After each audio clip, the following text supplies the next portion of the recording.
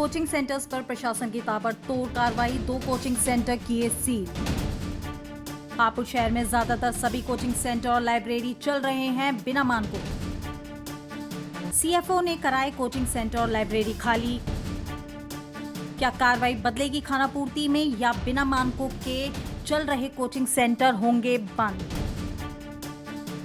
लखनऊ अग्निकांड के बाद हापुड़ में बड़ी कार्रवाई प्रशासन के द्वारा की जा रही है और जहां पर अभी आपने पिछली रिपोर्ट में देखा था करीब 100 से 150 बच्चे एक ही लाइब्रेरी में बिना मानकों के चल रहे लाइब्रेरी और कोचिंग सेंटर में पढ़ रहे, तो पुलिस उनको यहां से सभी बच्चों को सुरक्षित बाहर निकाल रही है और उनको जागरूक किया है कि आप सब कुछ जानने के बाद के मानक किस तरह से हैं, किस तरह से नहीं है, तभी जाकर किसी भी लाइब्रेरी या कोचिंग सेंटर में एंट्री करें।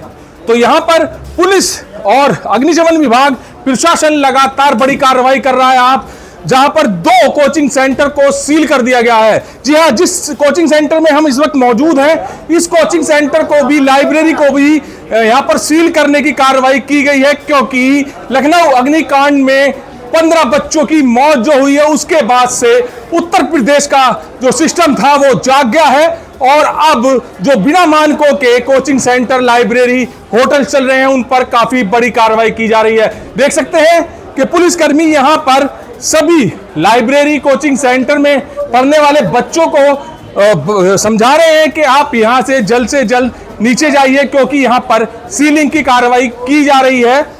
और ये सीलिंग की कार्रवाई होने के बाद साफ पता चलता है कि किस तरह से प्रशासन अब बड़ी कार्रवाई कर रहा है। वहीं पर सीएफओ सर से जानेंगे। सर, सीलिंग की कार्रवाई की जा रही है, कितने कोचिंग सेंटर, लाइब्रेरी पर अभी तक कार्रवाई की गई है? अभी कार्रवाई निरीक्षण किया जा रहा है और कार्रवाई की जा रही है। आज से ही अभियान चलाया गया है और जो जहां मानक पूरे नहीं होंगे उनके खिलाफ वैधानिक कार्रवाई की जाएगी। अच्छा, इस कोचिंग सेंटर को किस वजह से किया जा रहा है? इसमें भी सुरक्षा मानक फायर सेफ्टी के पूरे नहीं है और निकास मार्ग भी पर्याप्त नहीं है। तो अभी एक और कोचिंग सेंटर सील किया गया है, उसमें भी क्या देखा गया? उसमें भी निकास मार्ग पर्याप्त नहीं थे, निकास मार्ग पूरे नहीं थे, निकास मार्ग बहुत छोटा था जिससे कि बच्चे नीचे नहीं आ सकते थे किसी भी घटना पे। तो जो मानक है वो काफी ज्यादा है और सबसे बड़ा मानक ये है कि कोई भी बिल्डिंग है या कोचिंग सेंटर है या होटल है, उस पर एंट्री एग्जिट किस तरह से बना हुआ है, एंट्री अलग है, एग्जिट पॉइंट अलग है या नहीं, ये भी देखा जाता है, क्योंकि आग लगने के समय पर फायर एग्जिट होना बहुत ज्यादा जरूरी है, मगर यहां पर कोई फायर एग्जिट नहीं मिला है। और कोचिंग सेंटर्स की बात की जाए तो हापुड़ में जितने भी कोचिंग सेंटर्स हैं उनकी काफी सक्रिय जीने हैं, जहां पर 2 लोग भी एक साथ नहीं निकल सकते। इस तरह की स्थिति यहां पर बनी हुई है और काफी कोचिंग सेंटर्स तो ऐसे हैं जो छोटे छोटे घरों में बने हुए हैं। तो जो लखनऊ अग्निकांड हुआ है उसमें भी कुछ लापरवाही और अनदेखी की गई थी, जिसकी वजह से 15 मासूम बच्चों की जानें चली गई।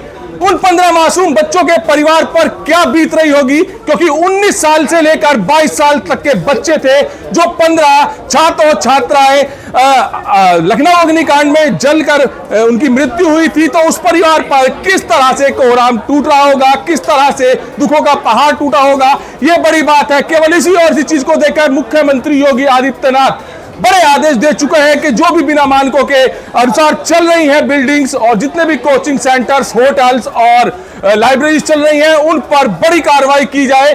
और उसी के तहत दमकल कर्मी और प्रशासन की टीम लगातार 2 कोचिंग सेंटरों को सील कर चुकी है। कैमरामैन विकास के साथ सुशील शर्मा, हलचल इंडिया।